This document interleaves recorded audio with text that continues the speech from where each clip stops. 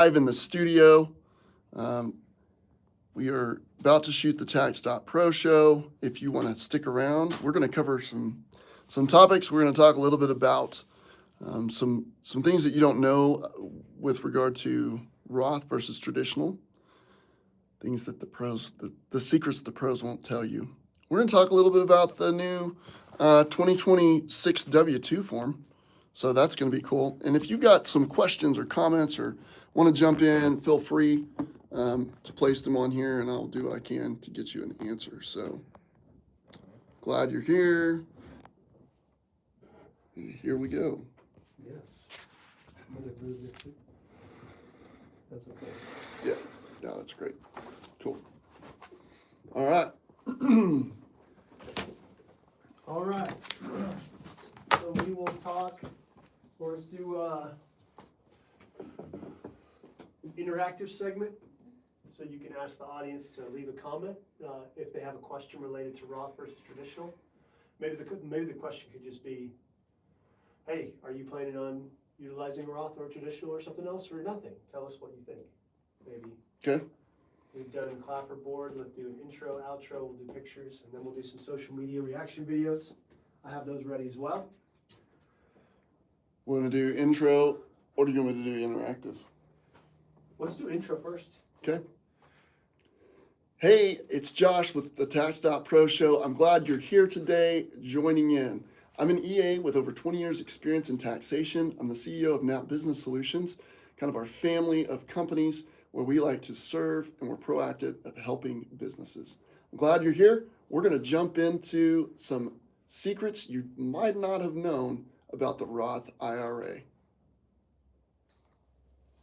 Beautiful. Okay, for an exordium, you are, let's say, okay, what did we write down earlier? We wrote down, you're eating your retirement, we wrote down. Yeah, I didn't take very good notes. So here's what you didn't think about when it comes to your Roth. Here's what they're not telling you about Roth. So, let me do that again. So here's what they're not telling you about your Roth or your traditional retirement. Yes, there is a difference in when you're putting that money in, and I want to get into the weeds of what that difference is today. And it might be a surprise to you, but you might be deceived and you're actually eating your retirement, literally. Good. You might be eating it. You're eating your retirement. Okay. Well, I'm thinking something a little bit more exciting, like the story that you told us, without getting into details for privacy's sake.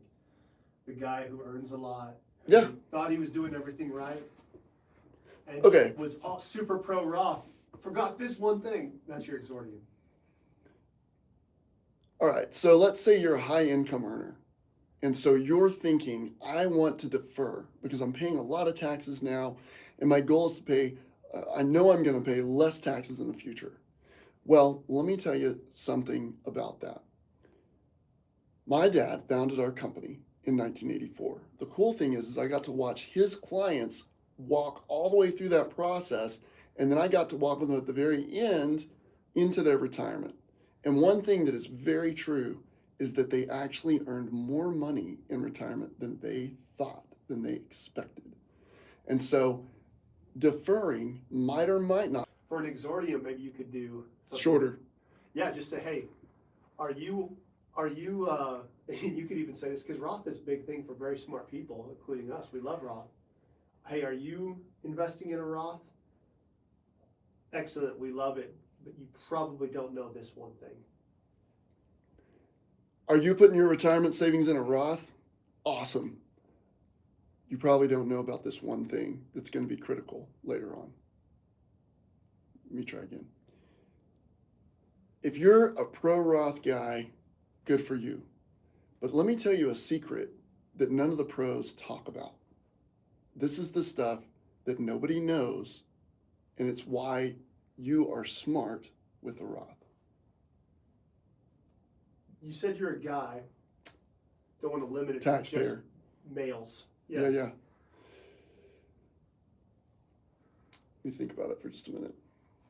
Well, that was awesome. You're smart. You're you're a very pro Roth investor.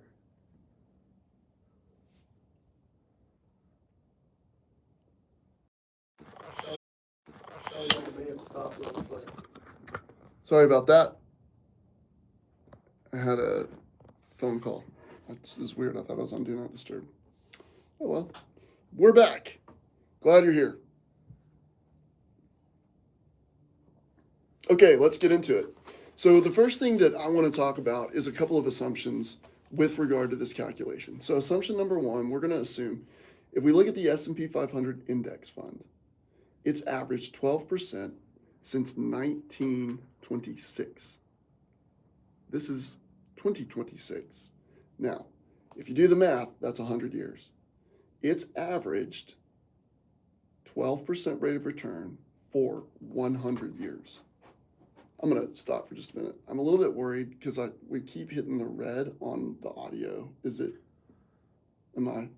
Yeah, it's on a compressor now with a limiter, so it should be fine, but I can Okay. dial it back. I just keep seeing it hit and I'm afraid we're Yeah. Okay, give me a testing. testing 1, 2, 1, 2, 1, 2. So I keep are we good? Does that look better? I don't know. Let's see. Maybe so. When I get a little louder, I'm afraid we're clipping. Go ahead. We won't clip just because I have that compressor running. Okay. However, that is, I mean, it's getting up there. I don't remember it being quite that Yeah. hot. Let me listen to it and see how she sounds. Yeah, see, just double check. I just don't want to. I got some weird person trying to get a hold of me. Hang on.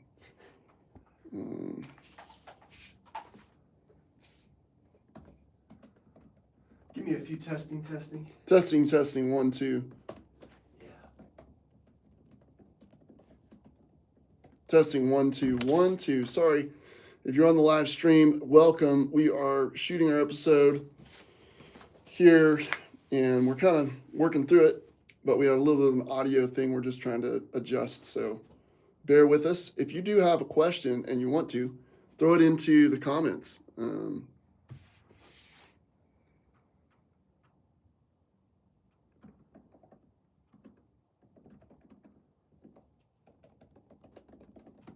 Okay. Give me testing. Testing 1, 2, 1, 2. Testing 1, 2. Much better. We good? Was I right? Were we clipping a little? Don't know. Okay, maybe fine. I just saw it and I was like, eek. Yep. Okay. Yeah, so if you're on the live stream joining us, great. Welcome. I'm Josh, tax pro with over 20 years experience in taxation. If you've got a question, feel free to leave it in the comments. And we're going to jump back in here to shooting. And we're talking about retirement. We're trying to stay focused. And hey, we're shooting episodes right now. This is literally we're live streaming our shooting of episodes right now. So this is you need to subscribe, click the subscribe so you can follow this episode and you can actually see it. Yes. Awesome. Very cool. Okay. So here we go. All right. So I'm going to start back over on that. I'll just kind of reset and go through it one more time. Are you planning, before you get going, I'm so sorry, I know you're ready. Are you planning on just doing stepping back a basic overview, just the basic parameters that are assumed in this episode? That's what I'm doing. Traditional versus Roth, 11%, all that stuff. Yep. Yeah, got it. So this comes up a lot, and there's a misconception around the investments of a Roth and a traditional IRA, and or it could be a Roth and a traditional 401k SEP, whatever it is, okay? So a couple of definitions that are important. Number one, a lot of times I'll refer to the retirement plan being the Roth or the 401k or the 403b or whatever it is as a wrapper around the investments. So I want you to keep that in mind. If I use the word wrapper, that's what I'm talking about. And what this wrapper does is it keeps it from being taxed. So whatever's inside that wrapper doesn't get hit with taxes. So that's thing number one to be aware of. The next definition I want to talk about is we're going to be running out some calculations because I want to get you guys a true understanding of the difference between these two account types, a Roth versus a traditional. In that, we are going to make some assumptions. One of the assumptions is if we put our money into the S&P 500 index fund. Why do I pick the S&P 500 index fund? Because it's averaged a 12% rate of return since 1926. So for 100 years, it's averaged 12%. That's huge. Now, we're going to also assume that you're going to pay a 1% fee, which is high, for the management of that fund and to your financial advisor. And assuming that they're only investing in that fund, you pay 1%. So our assumption is our calculations are based on 11% rate of return. Okay, so that's assumption number 2. The other thing I'm going to do, just for the simplicity's sake, is we're going to assume a 20% tax bracket. So we have a 20% tax bracket we're assuming. We're assuming the 11% rate of return. I don't have a picture of the whiteboard in my office. Yeah, you want to go get it? Yeah, I'm sorry. Yeah, in 20 years and all that, yeah, I can go get it. And then the next thing we're going to assume is we're going to assume a 20-year growth. So we're going to assume a 20-year growth. So if I were to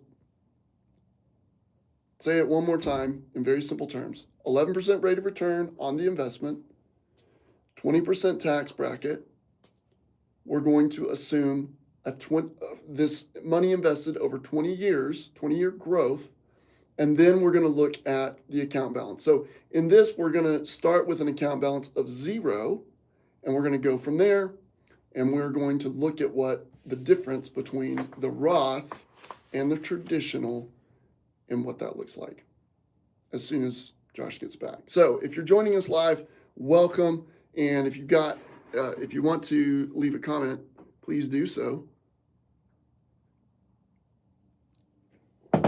And I think I've got that photo here, which is great because I need that. Cool. All right, so a couple of key things. For this example, we're going to assume that you're making this, and I know that's a lot of assumptions, but we're going to assume that you're making this contribution today. And you're putting $7,500 into a Roth, and we're going to pit that against somebody that puts $7,500 into a traditional IRA. And we're going to watch, based on the tax savings and based on growth, what the taxes look like for each of those people in 20 years.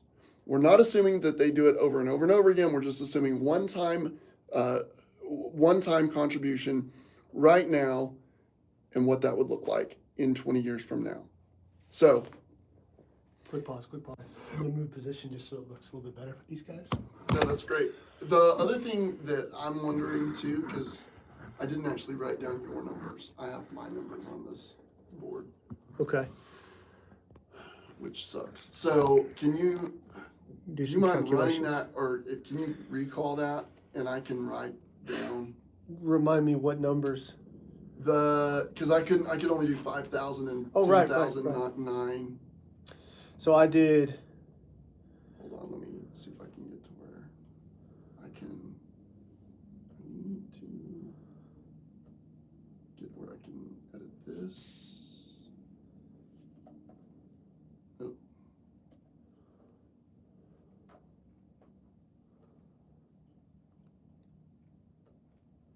So the ending difference is 24,180, what you have. I had that number. 6,000 and 9,000. It's never as easy as you think.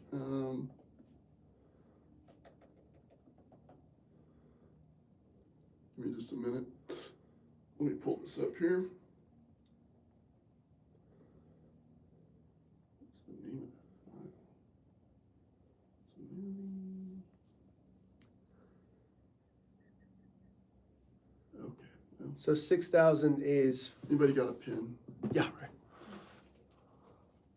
6,000 is 48,360 at the end of 20 years. 48,360. Okay. And then, you just add those 9. numbers, Yep. which is, what was it, 24?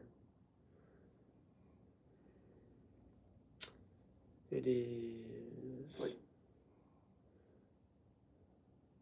I'm just going back to make it simple, 24,180. 24,180. And so 9,000 is 72,540. 72,540. Okay, cool. And this is the 3. Okay. 24. All right, now, kind of said all that. So what I want to do, what I'm thinking about doing is just running kind of through the whole, Okay, yeah. I'm going to run through the whole thing. Let me do a restart here. It's fine. Yeah, let me just kind of go from 0. All right. Let me get a clap.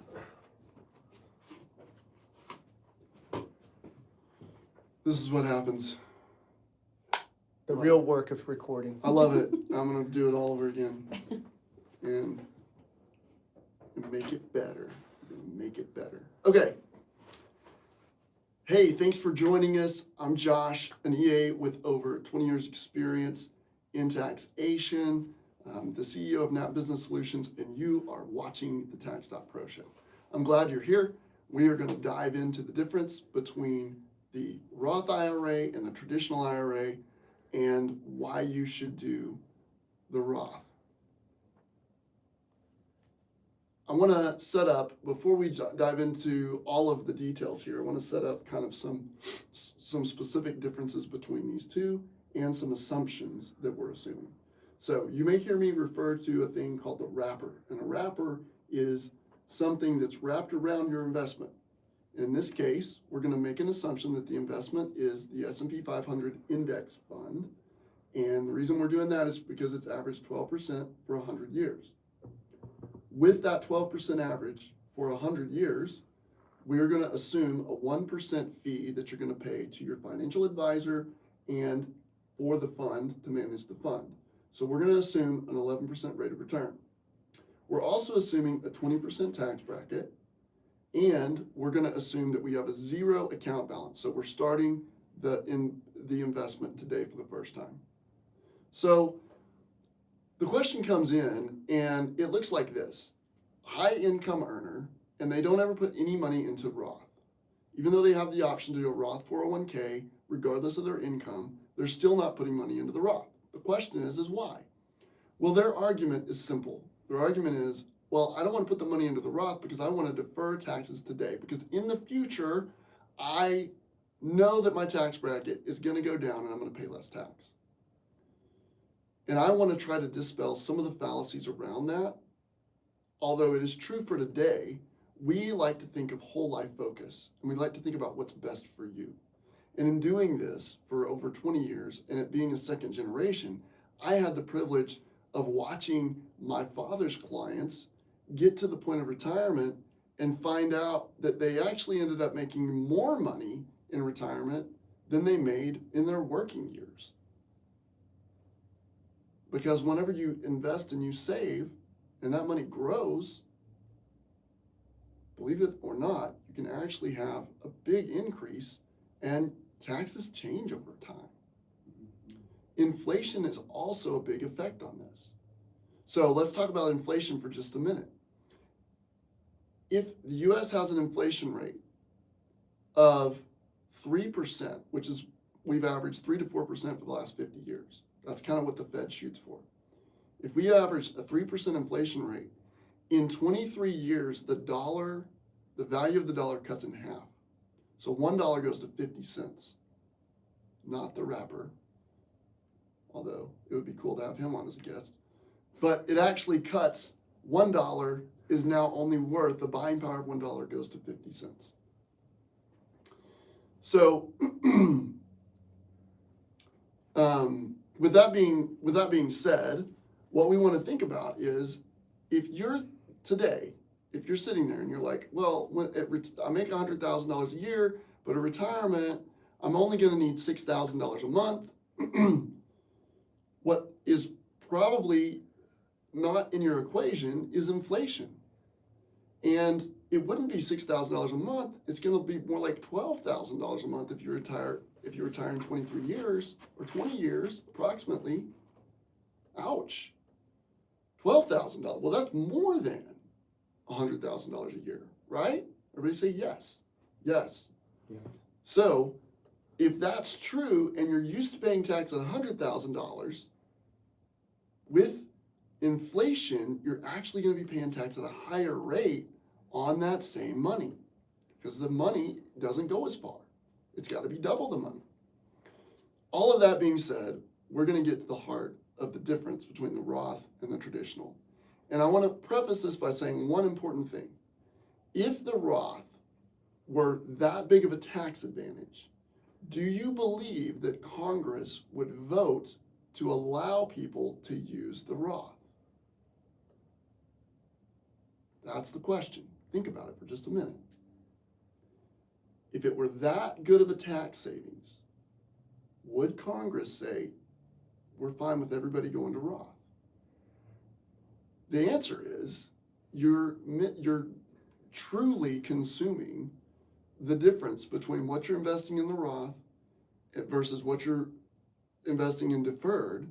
You're consuming that money in one way or another. It's disappearing out of your life. So with all of those assumptions, if we take $7,500 and we put it into a Roth, and we take $7,500 and we put it into traditional, what we truly invest are not $7,500 in each. Instead, with the Roth, the $7,500, we're gonna have to pay taxes on the $7,500, which is an additional $1,500. On the deferred, we get a tax deduction of $1,500. So we only invest $6,000 with deferred, and with traditional, we invest $9,000, $1,500 more. That's a $3,000 difference. 1/3 of the investment is increased when we go to Roth versus traditional. Think about that. The people that are maxing out their Roths are investing 1/3 more than the people that are maxing out their traditional deductible IRAs or 401k or SEP, whatever it is. So the trick that everybody misses is that when you put the money into the Roth, you're actually investing way more money than when you leave it in the traditional. It's a big difference. So when you actually compound it and you take the $7,500 in the traditional versus the $7,500 into the Roth, and you calculate for the tax difference between the two, it's $3,000. And if we actually run the $3,000 out for 20 years versus the $9,000 out for 20 years versus the $6,000 out for 20 years, what we end up with is $24,180 difference, which is actually the money that was paid on the tax. So you're going to end up with more in the Roth account than you would in the traditional because you actually invested more money. Because what you invest in taxes is also a part of your investment, and you're going to get a rate of return on that investment. Awesome. Can I interject? Yeah. You've done really well because you've opened up the topic. You've talked about the math myth, sort of. You've talked about the core mathematical comparison. The next thing would be, and if there's anything else to add, great. But the next thing would be, what can change the outcome? In other words, if the tax rate were to drop in the future, then traditional could be advantageous. If the tax rate were to be higher in the future, then Roth becomes advantageous. I was getting it. So the only thing that, you could talk about that, it's really subtle though. The biggest thing in the math is what you just said, which is you're really doing 9,000 versus 6,000 in the scenario of 7,500. Right. Right. So the question is, what can change the outcome? Because they're going to ask that. Yep. It's not a lot. Right? Yeah. So let's talk about it. It could change. So, so just open this segment by saying, what can change the outcome? Let's talk about it. So I know one of the things that you guys are thinking about right now is there anything that could change the outcome? And the answer is yes. What could change the outcome? Let's talk about it. So what if there's a scenario where you actually are paying taxes right now at a much higher rate, and in retirement, you're not? You're paying at a much lower rate. Is that a possible outcome? Yes. How does that factor in? Well, in that case, it might be better to be deferred.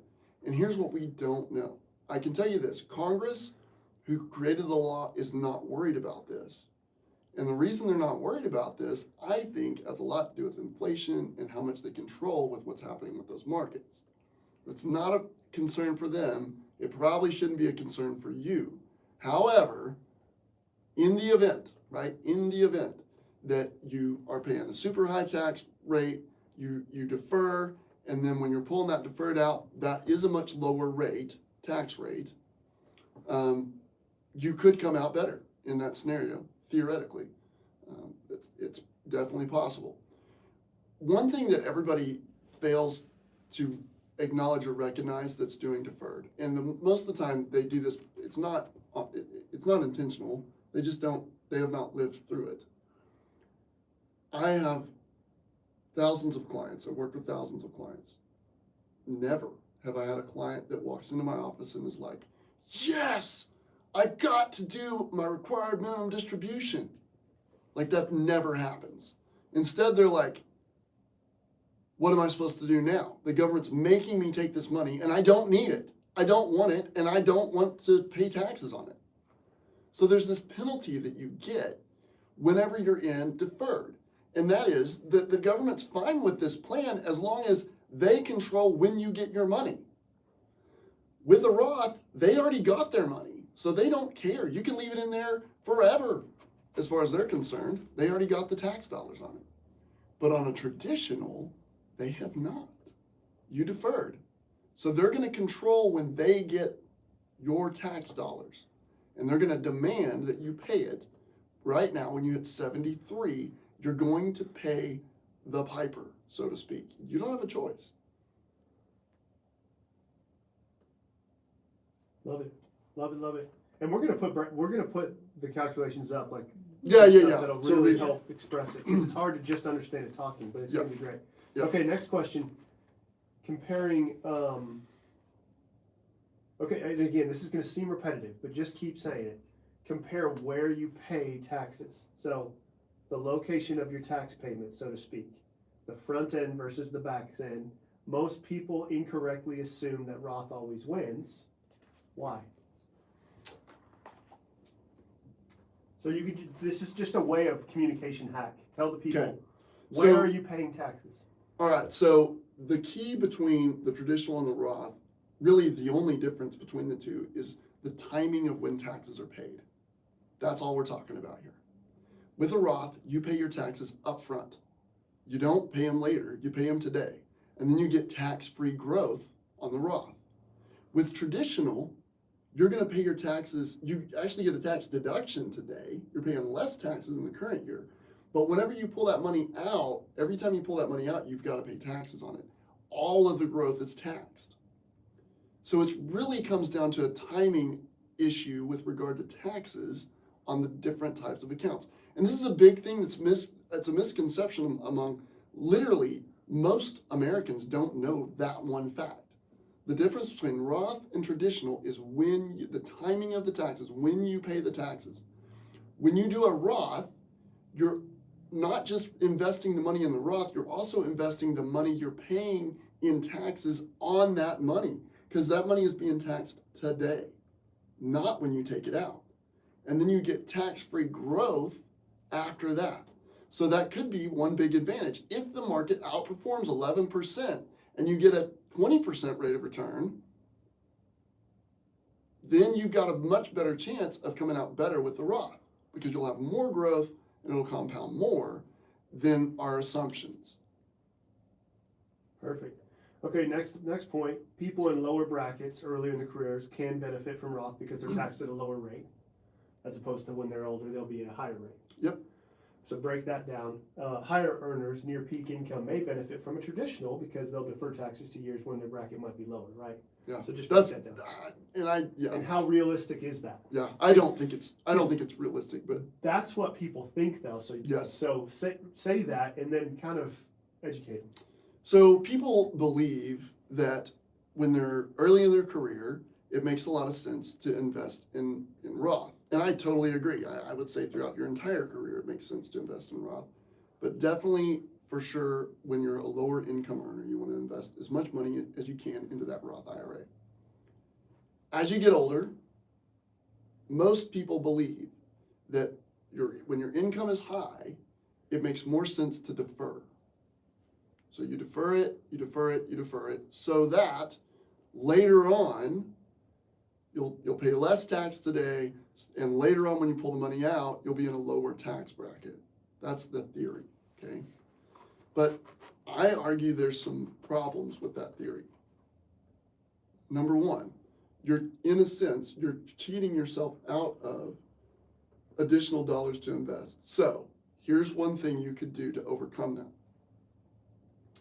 If you were to do traditional and deferred, you could say, we're going to do that, but we're going to take the amount of tax we would have paid on that Roth contribution and the amount of tax that we saved, and we're going to put that in a brokerage account, and we're going to label it taxes. And that money then could cover the taxes on the traditional with growth when you take it out. And then you're really comparing more apples to apples. So even if you're a high income earner, in my opinion, and mathematically, it makes more sense to put the money into the Roth. Unless you just have some crazy discipline, it's going to make more sense because you're actually it's going to trick you and you're going to invest more money. Instead, what we do is we invest and we take the tax deduction, high income earner, we take the tax deduction, and then what do we do with that money? And what do we do with the money that we would have paid on it if it were a Roth? We go buy a car or a house or a boat or whatever it is, right? We consume it in our lifestyle. And that's the difference. With the Roth, you're not going to consume it. You're going to pay the taxes on it today, and you're going to have much more in retirement later on. A third more. Brilliant, brilliant, brilliant. Love it. I love how you got to there at the end. So there's decision factors with Roth and traditional. Tax rates may rise. Right?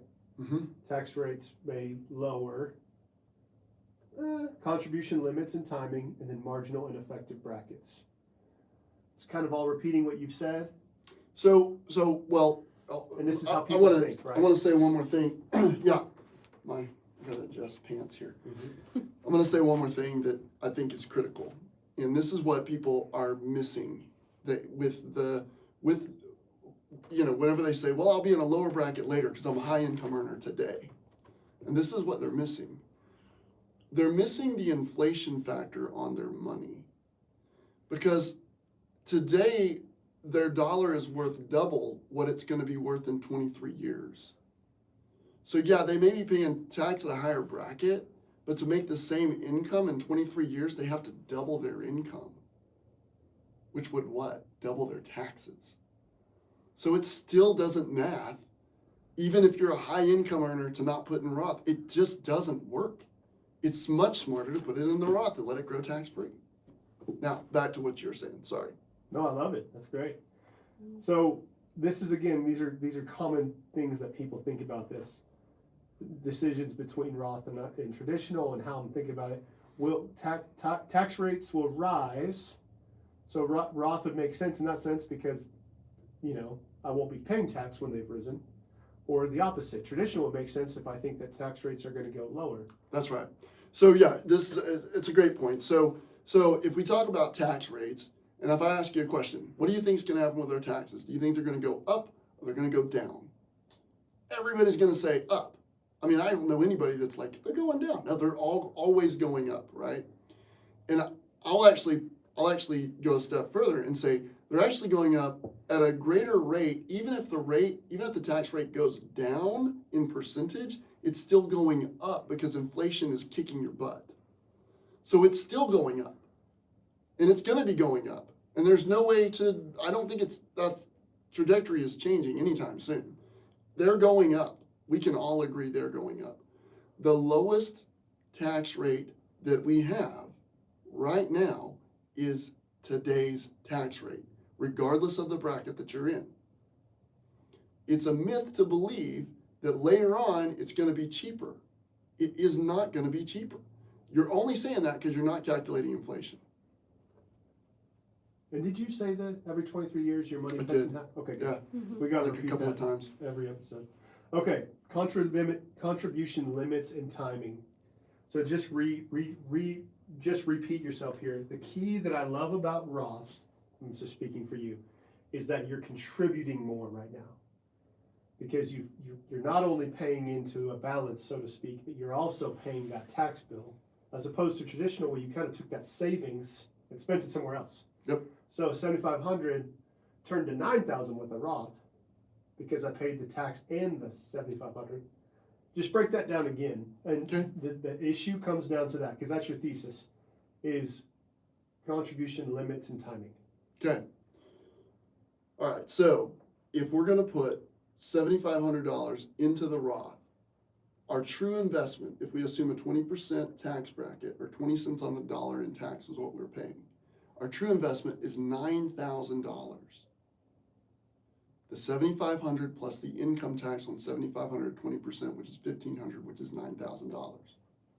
That's our investment into the account.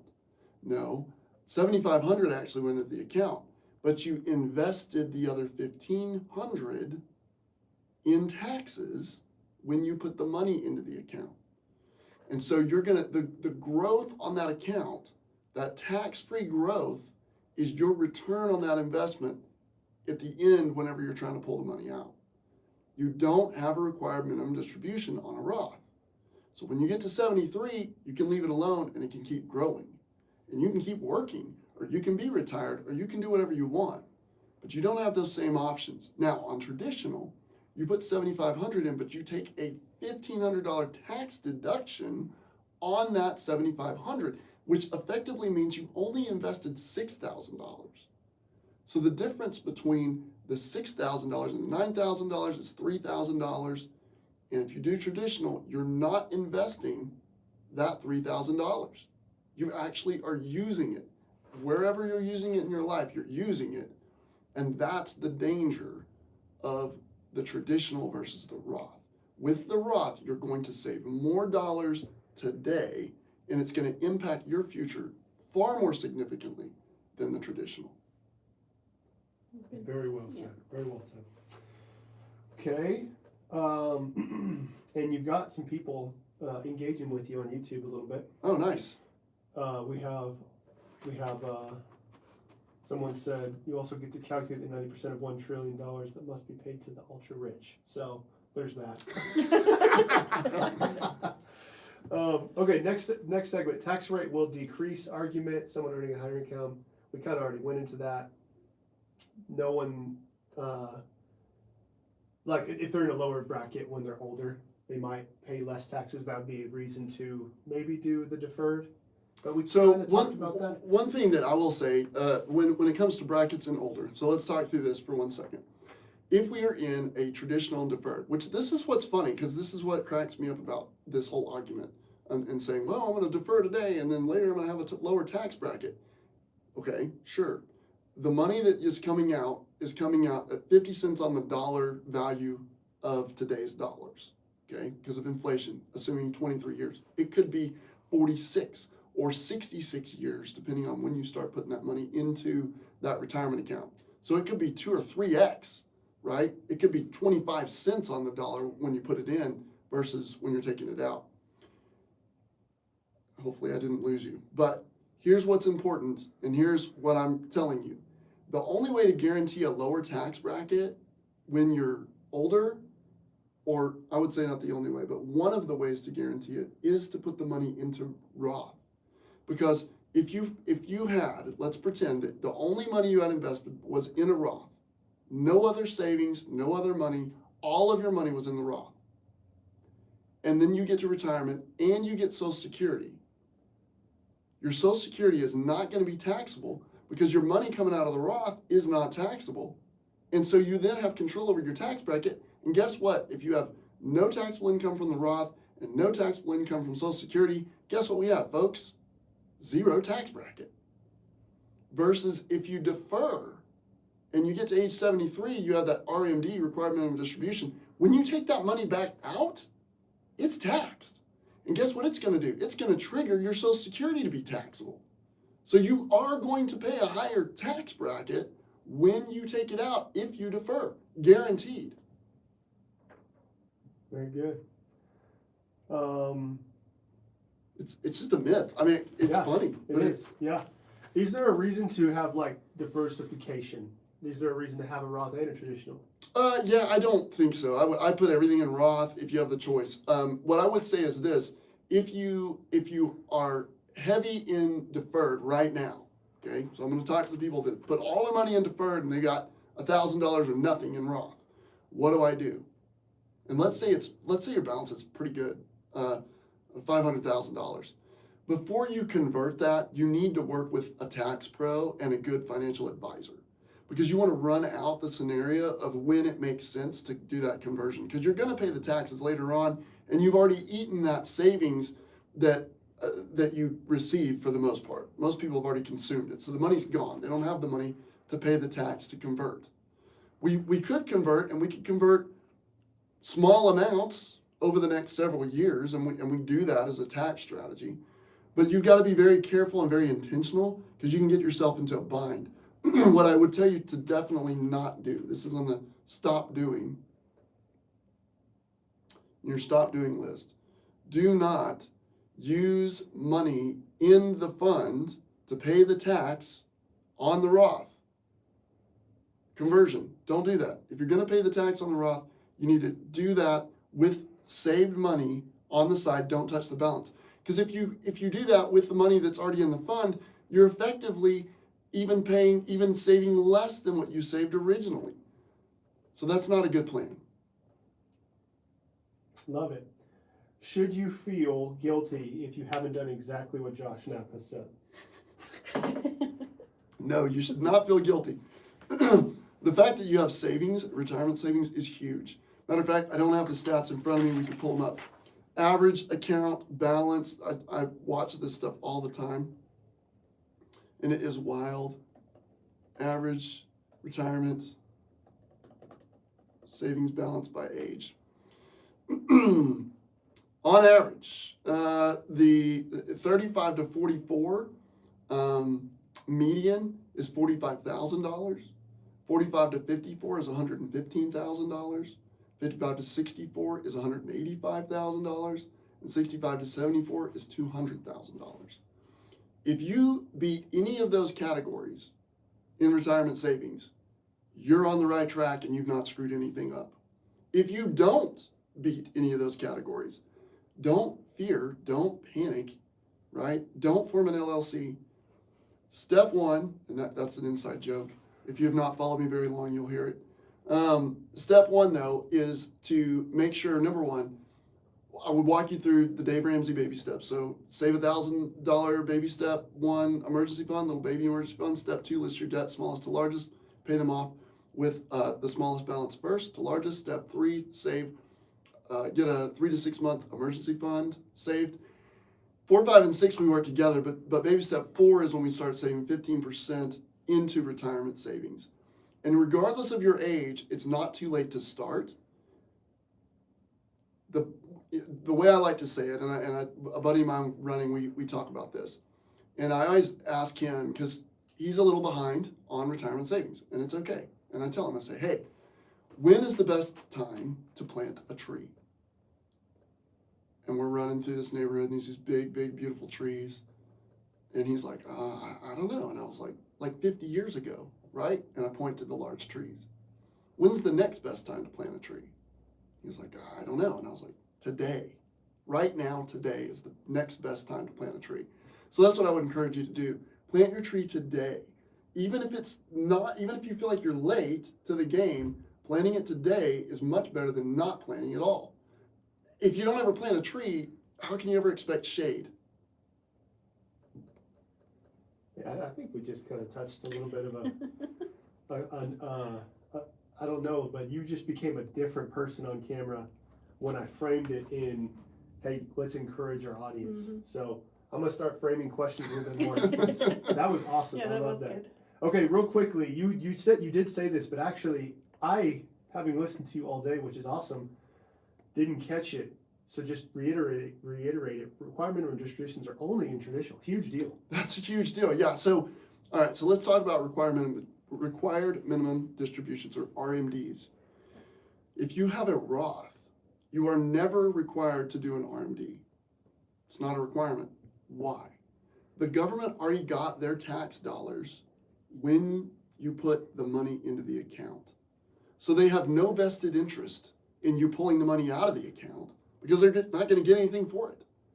If you do a traditional, you're required to have a required minimum distribution. At 73, you've got to start taking money out of that account.